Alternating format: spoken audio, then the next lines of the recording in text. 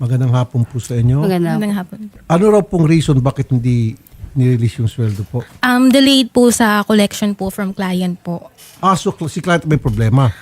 Actually po, sir, wala po kaming problem kay client, which is si Bucor po. Wala po kaming problem. Ang sinasabi po nilang collection na delay is from other projects po. So doon sila nakuha ng fund para sa pasahod sa amin. Uy, hindi ata tama yun. Yes po, bali by ano lang po sila nagbe-base.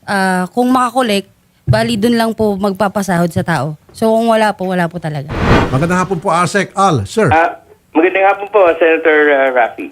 opo, magpapasko po. Itong mga construction worker na nagtrabaho po, nag-construct ng project po ninyo dyan sa Bucor, hindi pa ho nababayaran. Ganito po, hindi po namin sila empleyado in the first place. Hindi po namin sila empleyado. Sila pa empleyado ng Araha. Ang Araha po kasi, may kakontrata po namin sa pagpapatayo ng regional prisons sa Sablayan. Bayad po kami 70%, kasi 70% po ang tapos. Now, may progress bidding po sila another 10%. Kasalukuyan po nasa Sablayan po yung mga mag-inspection. Kailangan po inspeksyonan kung totoong nakapag 80% na po sila. Pero as far as Bucor is concerned, naibigay nyo na po kung anong nararapat para dun sa mga magagawa through the agency. Hindi po. Ang ano naman po namin sa Araha. Binabayaran po namin kung ano. Hindi po namin yung mga manggagawa po. Sagot po yun ng Araha. Yun nga po, through the agency nga po, nagbigay kayo ng pera sa Araha, pang pasweldo doon po sa mga construction workers. Yung nung extend nung paggawa ng prison. Hindi po yung pangpasweldo. Although ang problema po ng Araha yun, hindi po sa amin. Basta kami, kung ano po natapos, ayun po binabayaran po namin. Tama po. Bakit paulit-ulit na kinukuhang contractor itong Araha dati sa MRT, ngayon naman sa Bucor? Bakit ito po palaging nananalo sa bidding? Ito pong bidding na po noong 2018 po to. Supposed to be po, na-terminate po to during the time of file doon. Ginawa po na, nagkaroon po ng kaso, na-terminate. So, ang ginawa po namin, considering na sayang naman po, it will be to the advantage of the Bucor kung itutuloy po namin dahil may 200,000 pa po. Kaya, pinatuloy na po namin yung kontrata sa panahon na po ni General Katapang. Alam naman po pala ninyo na itong Araha ay paulit-ulit na naisusumbong at dahil hindi maayos ang pagpapasweldo sa mga manggagawa, bakit paulit-ulit pa rin kinukuha ito bilang agency?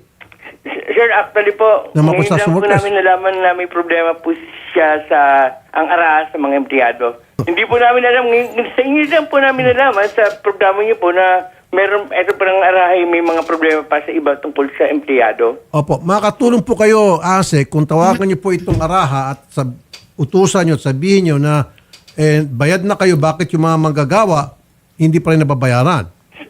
Sige po. Dahil pagbalik po na nag-inspection, doon po namin ipapaprocess po namin yung 10% na progress bidding nila. And then, sasabihan po namin si Mr. Araha na tungkol nga po sa reklamo ng mga empleyado. Makakasa po kayo, pararatingin ko po kay Mr. Araha. Ayun, sige po. Asahan po namin sa ASEC. Opo, Senator. Thank you po, ASEC. Welcome po. Director Francisco, sir. Yes po, Senator Raffy, magandang hapon po. Makipagtulungan po kayo sa Bucor para ma-release na po yung sweldo. Yes po, Senator. Tatawag po kami after this pong pag-uusap natin. Makikipag-coordinate po kami sa Bucor tungkol po dito sa mga unreleased pa pong sahod nitong mga empleyado po ng Araha Construction.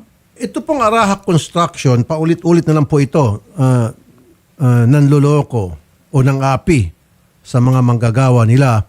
Wala ho ba kayong website na para binibigyan yung notice yung mga manggagawa o yung mga gustong magpagawa ng project na be careful of Araha dahil ito ay blacklist na ito or paulit-ulit na reklamo? Is there such a thing?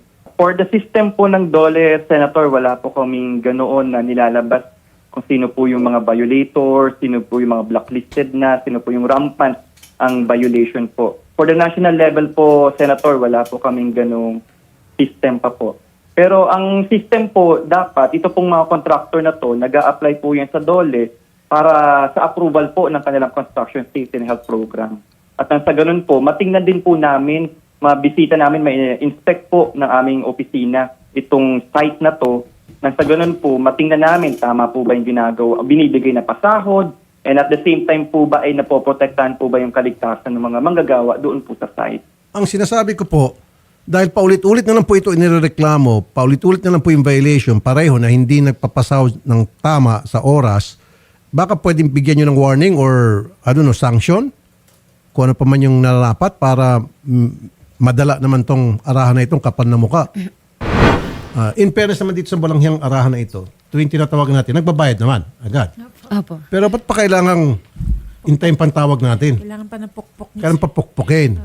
Actually po, Senator, last year pa po sila na-delay. Pero mas rampant po this year po. Lalo po nung may nagpunta po yung sa February 2025, yung kay MRT po na project. So, tip of the iceberg pa lang po yun. Pero lahat po ng employee, lahat, hindi lang workers, kundi lahat ng kahit staff, engineers po, delay po ang pasahod. At lalo na po sa staff, ginagawa nilang installment. Bakit? Baka sinusugal. Yun din po yung hindi Baka namin nag-scatter alam. itong si Ara. And every time po magtatanong kami, since yung kasama po namin ng mga taga main office, mga employee rin po na delay ang sahod, wala, tulad po nung mga nangyari dati.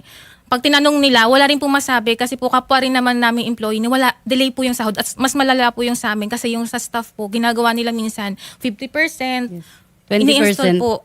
Mm-mm. Yes po. Pare-pareho yung sinasabi ng mga kliyente, mga complainant, mga manggagawa. Yung project na binadgetan na kung saan nagtatrabaho yung mga manggagawa, complainant, bayad na, nagastos. So, ngayon, sa isa pang project sila kukuha na Yes po. pang-abono. Diba? Parang pyramiding ang ginagawa nitong arahan na ito. Saka additional din po sana namin sa mandatories po.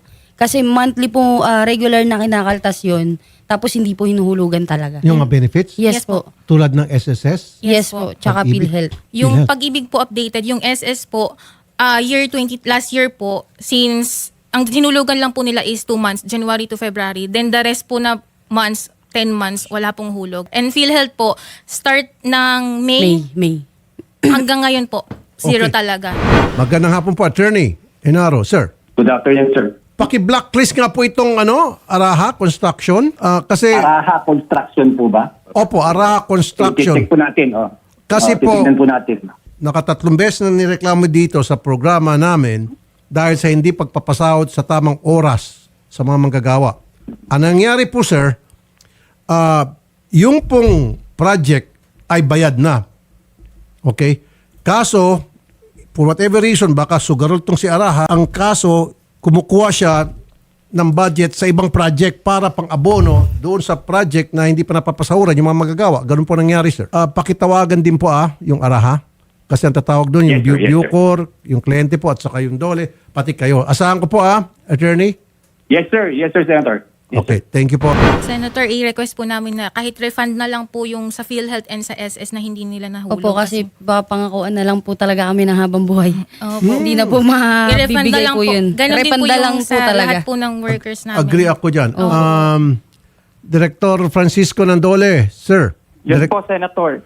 Okay, ang gustong mangyari ng mga manggagawa since hindi naman pala hinuhulog sa SSS, yung mga kinakalta sa kanilang mga sweldo, PhilHealth, Pag-ibig, obligahin na lang na i-refund.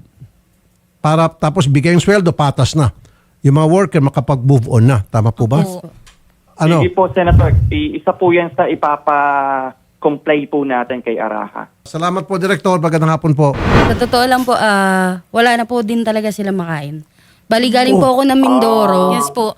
Galing po talaga ako ng Mindoro. Bumaba po ako talaga dito. Bali, sila po talaga, wala na po talaga sila makain. Center yung location po ng project namin is napapaligi. Penal colony po kasi yon, so nasa gitna talaga siya ng Bundok po. Bundok. Kahit and tindahan ano po, wala pong mautangan Apo, doon. yan yung sa sablayan, sir. Yes yung po. Yes sa inyo po. na pong binisita, sir. kawawa naman po kasi yung mga kasama namin dito na mga taga-tawid dagat kasi wala na rin po kaming budget. Sila wala rin makain kasi kagaya nga nung walang sahod. Ilan ho ba ng mga construction po doon? Ano po sila po? 35, pero lahat po kami kasama po yung staff is 40 po. 40. Opo, yung iba po ay... Hindi, yung mga nandun ngayon na Ayan po, gutom, oh. 38. 38 po sila ngayon. 5,000 bawat isa po sa inyo. Yan. Malaking tulong po, malaking Opo, tulong. para ngayon po ipapadala yan. Sir, yung mga kasamahan po namin, sir, nagtatanong sila tungkol doon sa assurance ng magiging 13 month namin kasi Ayun din isa po rin yun pala. sa inisahan namin sa pagdating ng Pasko para mayroon ng pamilya. Kasama po doon sa pagsingil niyo po sa Monday, pagbayad nitong araha sa mga construction workers nila, empleyado, yung 13-month pay din po Yes po, lahat po ng benepisyo na dapat po matanggap ng isang empleyado ay dapat po maibigay po yan ng araha sa kanila. Opo. Kung hindi, patawag natin sa Senate at gisa-gisay natin doon. Pag nagsinungaling, pakulong natin sa ilalim ng Senate. Pwede. Salamat po, maraming salamat po. Malaking tulong po yan para sa amin. Opo. Lalo na po sa mga taga-tawid dagat na talagang wala na rin po silang makain. Salamat po. Okay. 13 months eh. Sige po, kasama 13-month pay. Basta sa ngayon po, bigyan kayo natin 5,000 bawat isa sa inyo. Magkano lahat po? 200,000 po para po sa 4 na pong manggagawa po. Okay, release mo 200,000 sa office, sabi mo sa office. Siyempre sila ma'am kasama din. Yes, sir. Thank you po. Tapos yung reimbursement sa kanilang pamasahe Opo. pagpunta rito. Salamat po, Monday po i-monitor namin para masiguro na mababayaran po kayo. Maraming salamat po. Ano naman po.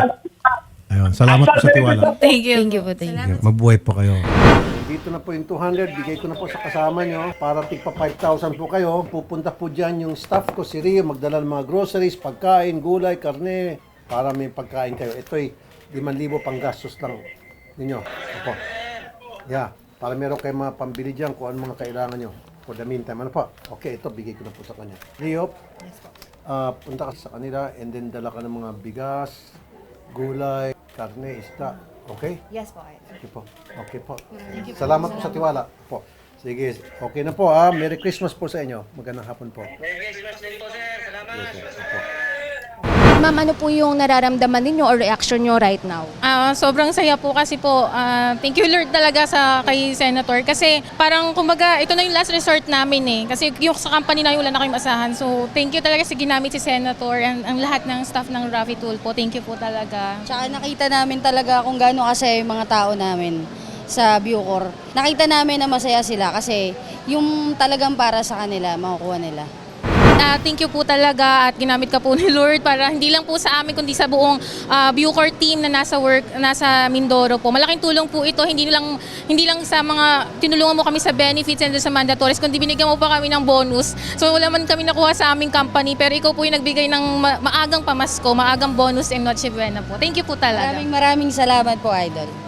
Thank you po, Idol Rafi. Tulpo, isang taong hindi ka iiwanan. Basta nasa tama ka, ilalabang ka ng patayon. Kahit na sariling reputasyon niya ang itaya, ipagtatanggol ka niya kahit siya ang mapahiya. Ang sarap kapag panatagsan man